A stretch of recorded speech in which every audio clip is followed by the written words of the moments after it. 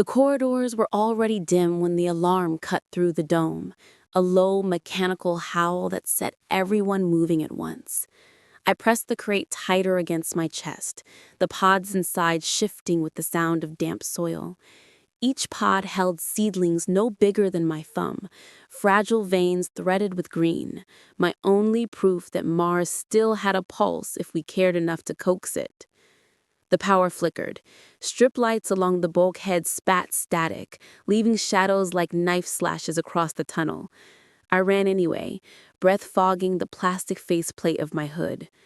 Somewhere in the background, crew were arguing, half shouted for evacuation to the main habitat, half insisted the backup greenhouse could buy us days.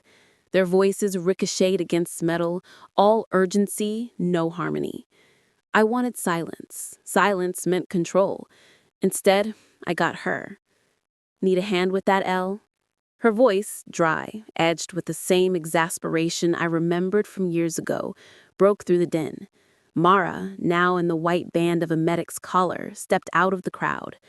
I almost dropped the crate. I don't... The soil shifted again, as if to prove me wrong. My grip faltered. She steadied the bottom with her gloved hand, meeting my eyes through the visor's faint haze. Heat spiked in my chest, despite the cold corridor. She said, too brisk, "The commander assigned me. You'll like it better than dragging this thing alone." I wanted to argue, but the overhead clock flashed red. 6 hours until generator collapse. That number would haunt every breath until it reached 0. We moved fast, leaving between crew members still debating the colony's triage. As we turned the corner near the air intake bay, I caught sight of the filter panel half torn loose, dust spilling like sand. Instinct tugged me closer. The mesh was clogged, but not with our usual greenhouse spores. These motes glimmered faintly under emergency lighting. Pollen, but not mine. Wrong shape, wrong texture, a hint of gold instead of pale green. I scraped a pinch into my sample vial, hands shaking. This doesn't belong here. Mara tilted her head. Not from your crops? Not even close. The crate dug harder into my arms. A spark ran under my skin. Less fear than recognition. The colony's air wasn't failing by accident. Somewhere behind us, the commander's voice bellowed orders, thick with panic. I turned forward again, pods rattling like teeth. The clock on the wall blinked down to 5:52:13. Time already sliding, faster than breath. I whispered, too low for anyone but Mara to hear. If we lose these, we lose everything. She didn't answer, only adjusted her pace to mine. For a moment, that was enough. We reached the junction where the tunnels had warped, steel ribs bent by last week's quake. A thin spray of rust-colored dust rained from the seams. "We can't carry it through this here," Merrill warned, pointing at the crack overhead. "We don't have a choice." I crouched, sliding the crate forward into the crawl space. The sharp grit dug into my knees as I followed. Halfway through, my glove slipped. The crate wobbled, seedlings shifting with a faint squeal of soil against polymer. My throat seized. Mara's hand shot out, steadying mine. Warm pressure through the glove, firm enough to halt the tremor. She met my eyes in the half-dark. "Breathe." I did. Barely. Together we dragged the crate clear of the collapse. The command hub sat on the other side, glass walls buzzing with panicked voices. We hadn't meant to cross through the heart of the storm, but there it was. Every crew member watching, commander at the center like a clenched fist. "You two are going nowhere near that greenhouse," he snapped as soon as he saw us. "Orders stand. Return to quarters or be removed."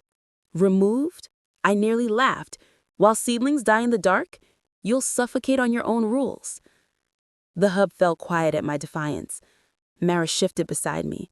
Then, before I could stop her, added, "If Elle's right about foreign pollen, shutting down the greenhouse won't protect us. It'll spread through vents, filters, lungs." The commander's jaw tightened. The red glow of the countdown pulsed across every screen. 5:07:34. My pulse matched it. Public disobedience here was as good as exile, maybe worse.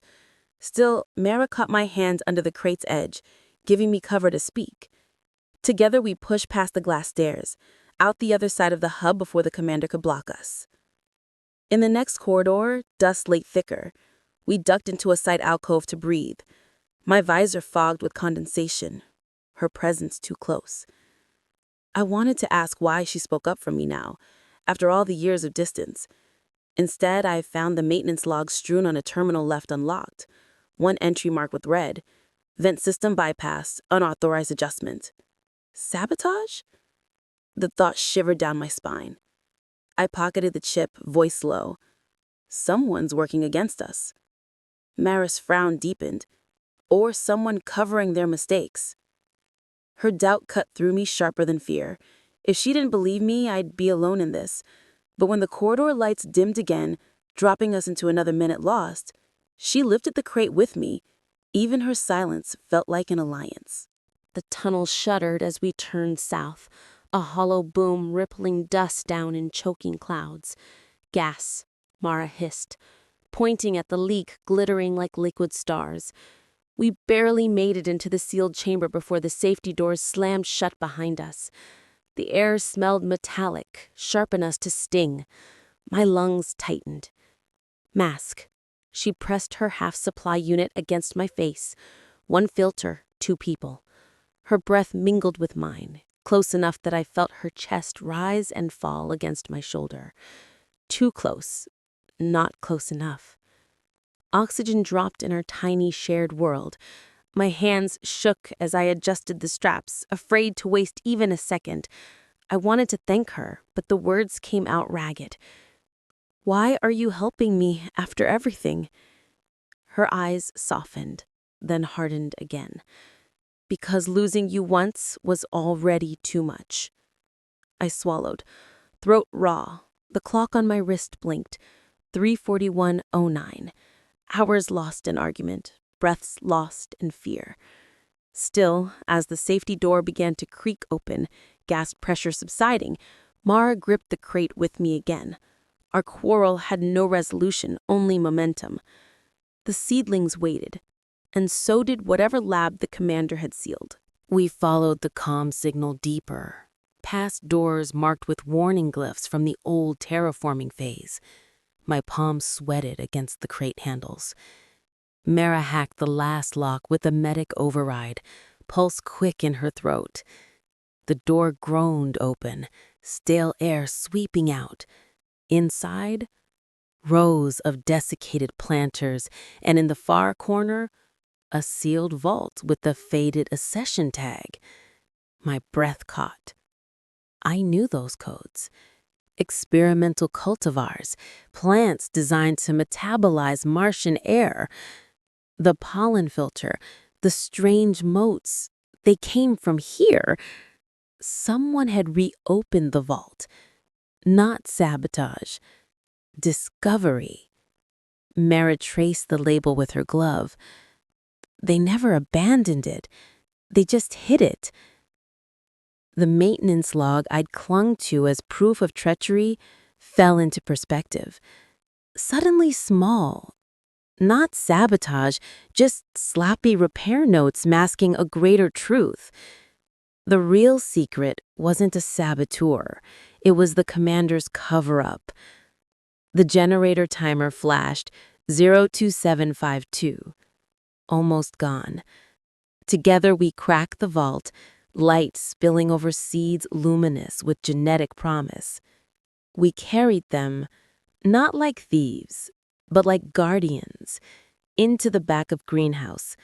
Mara's hands steadied mine as we pressed the first capsules into soil. Lights flickered, then the engineered seedlings stirred, leaves catching the artificial glow, exhaling oxygen, faint and sweet. The commander stormed in, rage shaking his voice. "You've doomed us all with unauthorized experiments." I stood taller, soil under my nails, heart raw. "No, you doomed us by hiding salvation, and I'm publishing the data. Every colony, every ship, Every outpost will know. My voice shook, but held. Mara stepped beside me, slipping her hand into mine before the entire crew. And I'll sign it too. The cost was instant. His threat of expulsion, her risk of losing medical standing. But the seedlings behind us glowed with the first breath of renewal. In that light, sacrifice felt less like loss than beginning. Later, when the crowd dispersed, we stayed in the quiet greenhouse. No words, only the rustle of sprouting leaves, the faint scent of loam, the steady hum as power trickled into life support. She brushed her shoulder against mine, not tentative, not claiming, just present. I closed my eyes, letting the new air fill me. For the first time since Mars stole everything from us, I believed we could give something back.